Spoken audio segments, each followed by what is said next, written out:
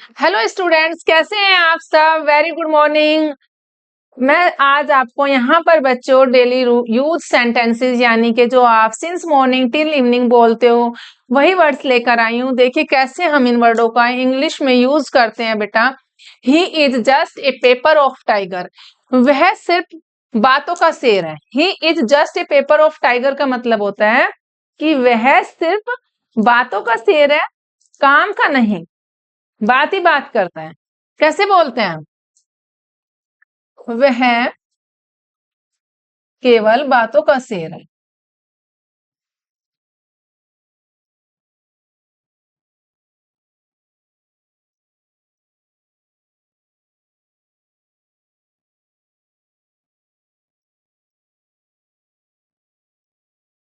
इस तरीके से बोलते हैं, यानी कि केवल वो बातें ही बातें करता है। अगर स्कूल में जाए तो टीचर भी कंप्लेन करती है कि वह तो बहुत बातें करती है या बातें करता है, तो वह उसको बोलता है he is just a paper of tiger.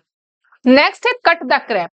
Cut the crap का मतलब होता है बच्चे बकवास बंद करो। क्या बोलते हैं उसको? बकवास बंद करो। कट द क्रैप, बकवास बंद करो। इसका मतलब होता है बच्चे ये। ओके। नेक्स्ट है don't crack my mind. Don't crack my mind का मतलब होता है बेटे कि मेरे दिमाग की दही मत करो। डोंट क्रैक माई माइंड, मेरे दिमाग की दही मत करो। इसका मतलब ये होता है मेरे दिमाग की दही मत करो। दिमाग की दही मत करो यानी कि मुझे परेशान मत करो।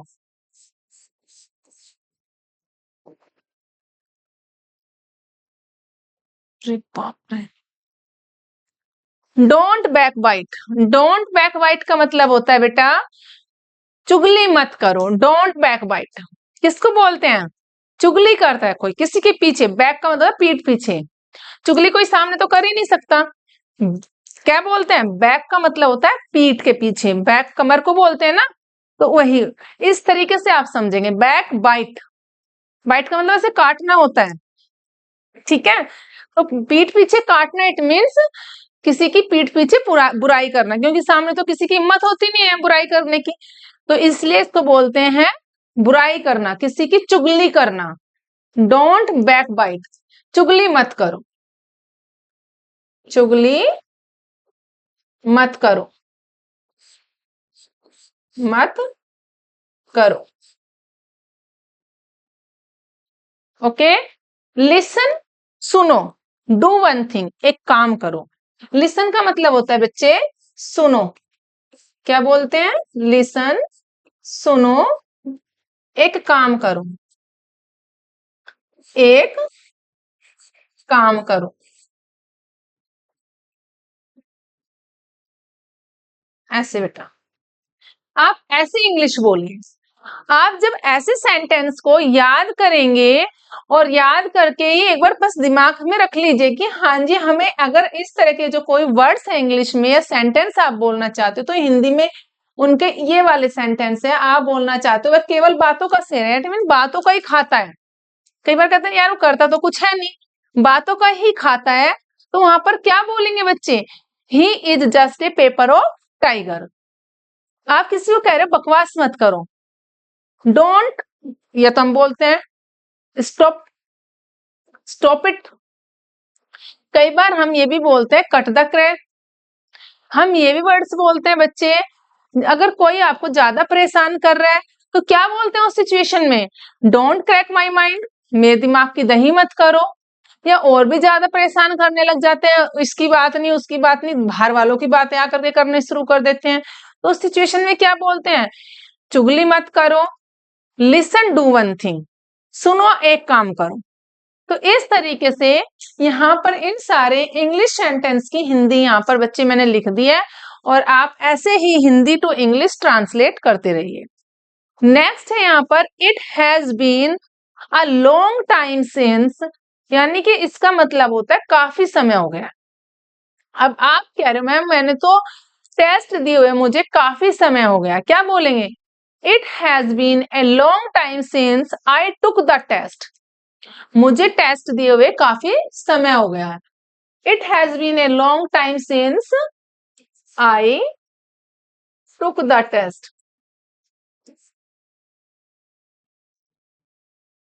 जब टीचर टेस्ट देती है बच्चों को, तो टीचर गिव का यूज करती है और बच्चे टेस्ट देते हैं, तो वहां पर टेक हो जाता है और टेक की सेकेंड फॉर्म होती है।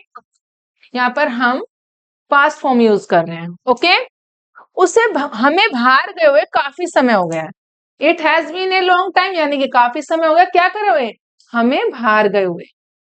वी वेंट आउट, हमें बाहर गए हुए।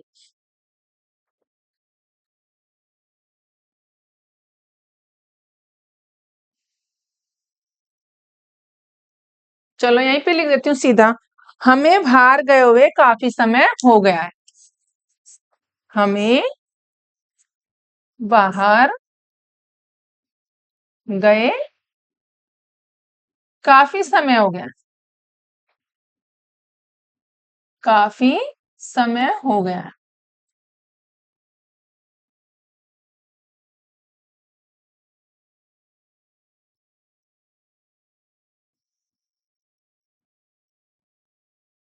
समय हो गया।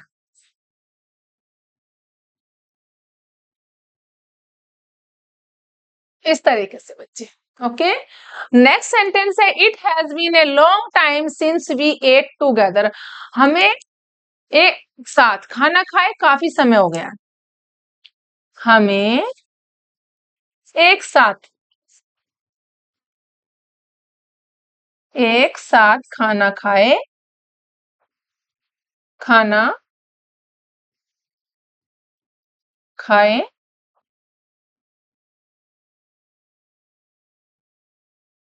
काफी समय हो गया।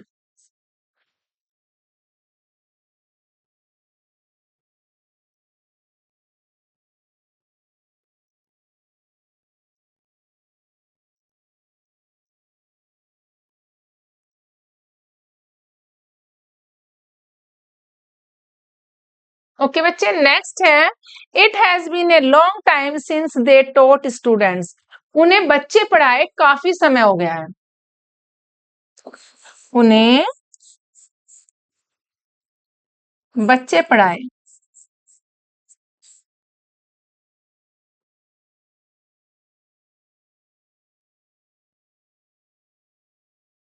काफी समय हो गया।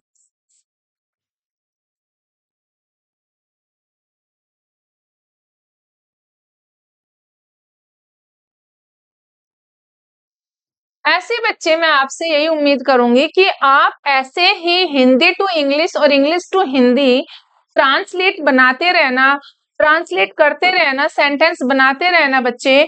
क्योंकि आप जब तक बोलेंगे नहीं, if you don't know how to speak English, whether you have to speak, आप नहीं जानते हो, but you have to speak, आपको बोलना है।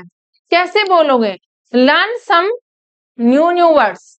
जब आप कुछ vocabulary words, new words learn कर लेंगे, सेंटेंस लर्न कर लेंगे कि इसकी क्या मीनिंग है, उस वर्ड की क्या मीनिंग है, तो बच्चे ऑफ कोर्स आपको हैबिट हो जाएगी, you get habitual to speak of course. Next है यहाँ पर मेंट टू का मतलब होता है काम का होना, किसी भी काम का होना, मेंट टू बोलते हैं। Mother is meant to cook the food. माँ का काम क्या है, खाना बनाना। माँ का काम खाना बनाना है। टीचर्स का काम पढ़ाना है। स्टूडेंट्स का काम पढ़ना है। डॉक्टर्स का काम दवाई देना है। और जैसे कि अगर कहें कोबलर का काम जूते बनाना है और टेलर का काम कपड़े सिलना है, तो बहुत सारे हैं वर्ड्स ऐसे। पायलट का काम क्या होता है, ये मैं आपके लिए छोड़ रही हूँ बच्चे, कमेंट बॉक्स में आप मेरे को इसको लिख कर भेज देना। आप देखिए यहाँ पर mother is meant to cook the food. माँ का काम खाना बनाना है, यानी कि माँ का काम क्या है, माँ का काम खाना बनाना है। खाना कौन बनाती है? मदर बनाती है। खाना बनाना है।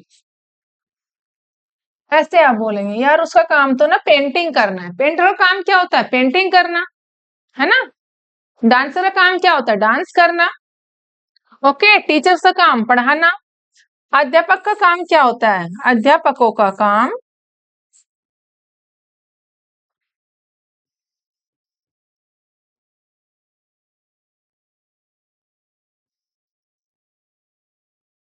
अध्यापकों का यानी कि टीचरों का काम पढ़ाना है। पढ़ाना, आप ऐसे बोलोगे ना, पढ़ाना है।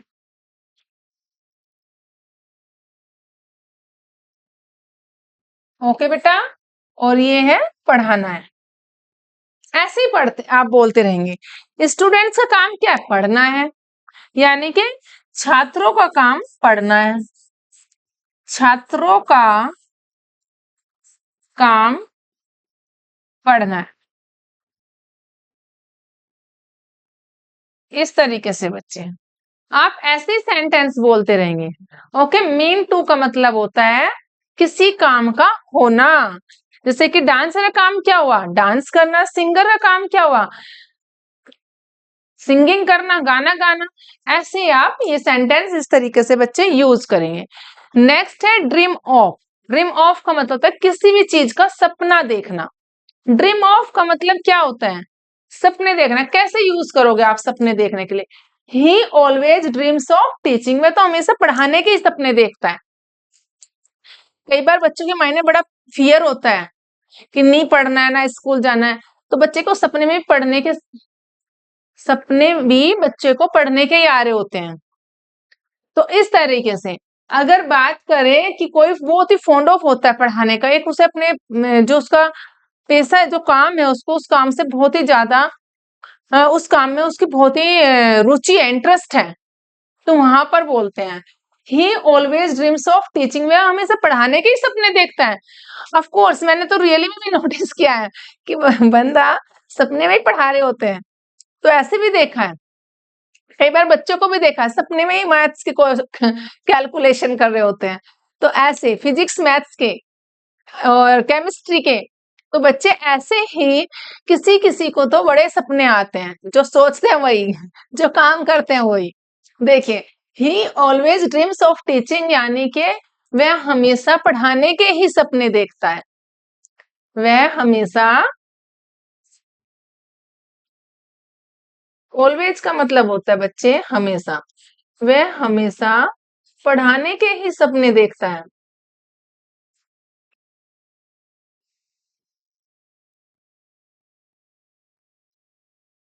सपने देखता है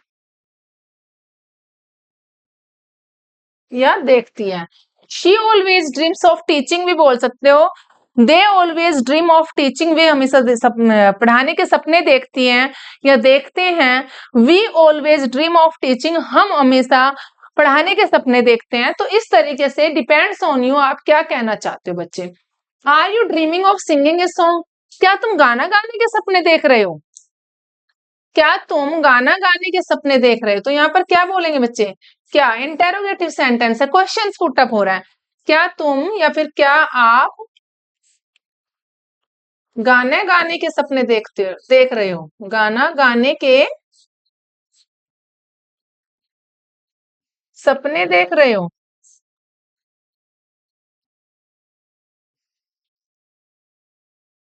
देख रहे हो, इस तरीके से बेटे। क्या आप गाना गाने के सपने देख रहे हो? Were they dreaming of getting good marks? क्या वे अच्छे मार्क्स के सपने देख रहे थे? पढ़ना पढ़े तो थे ही नहीं, सपने क्यों देख रहे थे? Why were they dreaming of getting good marks? क्या वे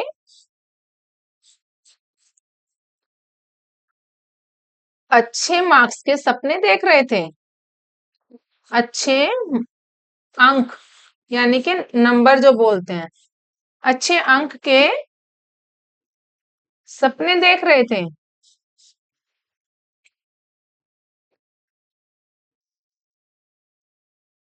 देख रहे थे। पास्ट है बच्चे, वर्क का यूज हो रहा है यहाँ पर, तो that's why we are using here थे। ओके, यहाँ पर पास्ट की बात कर रहे हैं। ड्रीम ऑफ होता है किसी भी चीज के सपने देखना। Okay, next. ओके बच्चे, पहला आप ध्यान रखेंगे कि जो मैंने अभी आपको पढ़ाया है, आज कुछ ऐसे वर्ड्स पढ़ाए हैं कि आप इनसे रिलेटेड बहुत सारे सेंटेंस खुद भी यूज कर सकते हैं, बना सकते हो आप इनसे रिलेटेड सेंटेंस। ओके बेटा, नेक्स्ट है यहाँ पर गोट विंड ऑफ, भनक लग गई। जब आपको किसी काम की भनक लग जाती है, गोट विंड ऑफ का मतलब होता है जैसे कि पुलिस को चोरी की भनक लग गई। बच्चे को, अगर मैं बात करूं, एक एग्जाम्पल एक आपको बताती हूँ, ऐसे ही मैंने देखा कि कई बार अगर आप किसी जंक फूड के या कोई सी चीज के खाने के लिए बहुत ही फॉन्ड ऑफ हो, तो आपको घर में उसकी खुशबू आ जाती है। तो जब खुशबू आ जाती है, यानी कि उस अगर वो चीज छुपा दी जाए, तो जब उसको वो चीज मिल जाएगी, तो क्या बोलते हैं उस सिचुएशन में कि उसे तो उस चीज की भनक लग गई, यानी कि स्वीट्स की भनक लग गई, जंक फूड की भनक लग गई।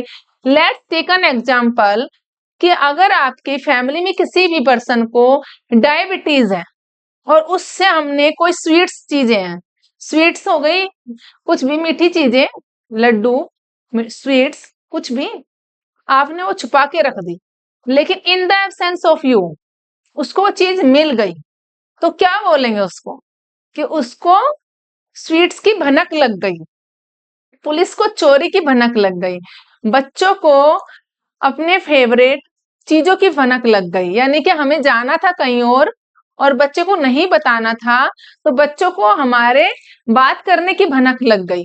इस तरीके से आप सेंटेंस बनाएंगे। तो क्या है बेटा, यहाँ पर गोट विंड ऑफ का मतलब होता है भनक लग गई। क्या बोलते हैं? भनक लग गई। The police have got the wind of this theft, police को इस चोरी की भनक लग गई। दिस है तो क्या बोलेंगे? इस।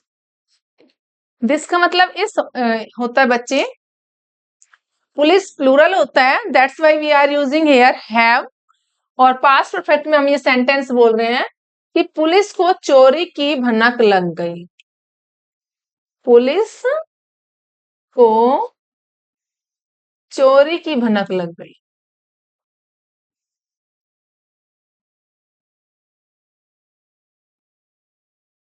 भनक लग गई, है ना बच्चे? कितना इंटरेस्टेड। ऐसे आप सेंटेंस बनाएंगे। आज मैंने जो सेंटेंस आपको सिखाए हैं, एक सेंटेंस से आप बहुत सारे, यानी कि एक वर्ड से रिलेटेड आप बहुत सारे सेंटेंस बना सकते हैं। You will not even got wind of her marriage, तुम्हें तो इवन उसकी शादी की भनक ही नहीं लगेगी। You will not even got wind of, भनक नहीं लगेगी तुम्हें, उसकी शादी की भनक नहीं लगेगी। क्या बोलेंगे? तुम्हें उसकी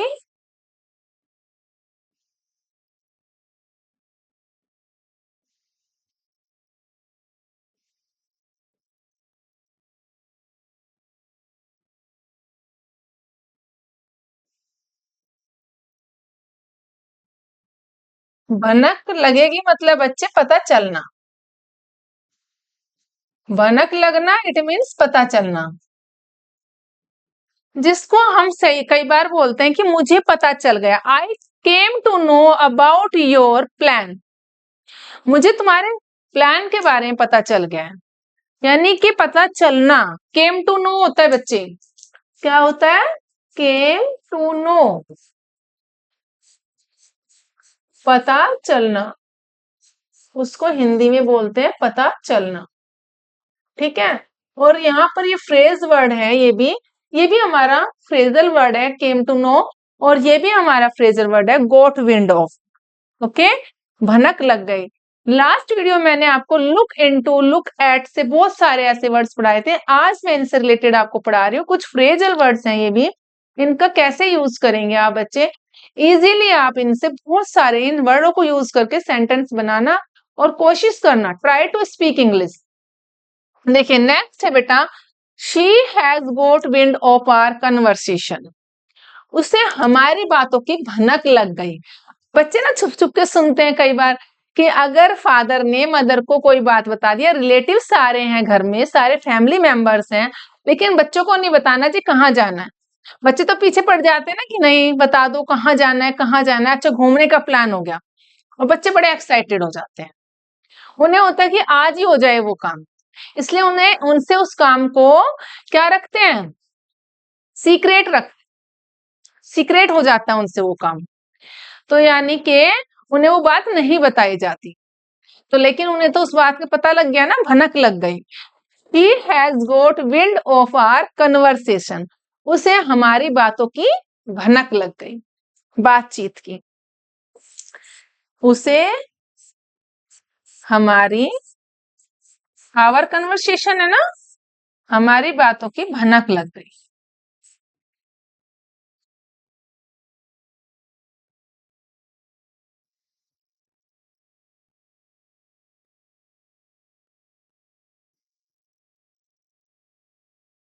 लग गई।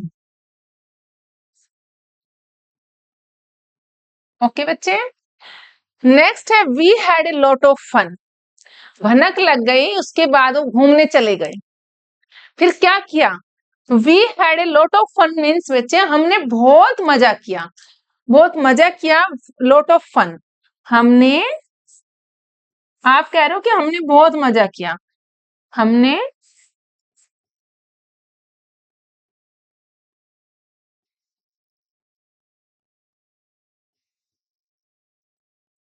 नेक्स्ट है डोंट ट्विस्ट द वर्ड्स, बातों को मत घुमाओ।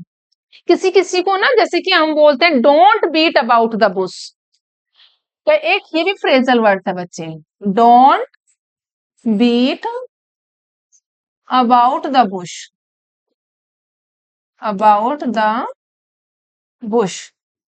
इसका मतलब होता है बच्चे बातों को मत घुमाओ फिराओ। किसी किसी को आदत होती है सीधे नहीं बात करेंगे, पॉइंट पर नहीं आएंगे, बातों को इधर उधर बढ़ा चढ़ाकर। Don't beat about the bush का मतलब होता है बातों को घुमा फिरा कर मत बोलो, कम टू द पॉइंट, मतलब की बात करो। क्या होता है, come to the point, come to the point यानी कि मतलब की बात करो। तो ऐसे ही यहाँ पे भी लिखा है डोंट ट्विस्ट द वर्ड्स, यानी कि वर्डों में ट्विस्ट मत लाओ। कई बार ना किसी किसी को होता है सस्पेंस क्रिएट कर देते हैं बातों में, तो सस्पेंस क्रिएट नहीं करना है। कह रहे हैं कि डोंट ट्विस्ट द वर्ड, बातों को इधर उधर मत घुमाओ, जो बोलना है वही बात करो ना सर, मुद्दे पे आ जाओ, कम टू द पॉइंट, मुद्दे पर आ जाओ, बातों को मत घुमाओ। भाई जो बोलना है सीधे सीधे बोल दो, है ना। तो बच्चे ये थी हमारी आज की वीडियो। आप वीडियो को देखने के बाद बेटा आप कंजूसी मत करा करो, आपको न्यू न्यू वीडियो मिलती रहेगी और मेरे चैनल को आप सब्सक्राइब जरूर कर देना प्रेरणा इंग्लिश एकेडमी पर। एकेडमी में जो मेरे चैनल का नाम है, यूट्यूब पर जाकर के बच्चे प्रेरणा इंग्लिश एकेडमी को जरूर सब्सक्राइब कर दिया करो, अपने रिलेटिव्स फ्रेंड्स को भी शेयर कर दो, लाइक कर दो। बच्चों मुझे मोटिवेट करते रहिए कि मैं आपको ऐसे ही न्यू न्यू वीडियो पढ़ाती रहूं और आप मेरे चैनल को लाइक शेयर सब्सक्राइब करते रहें।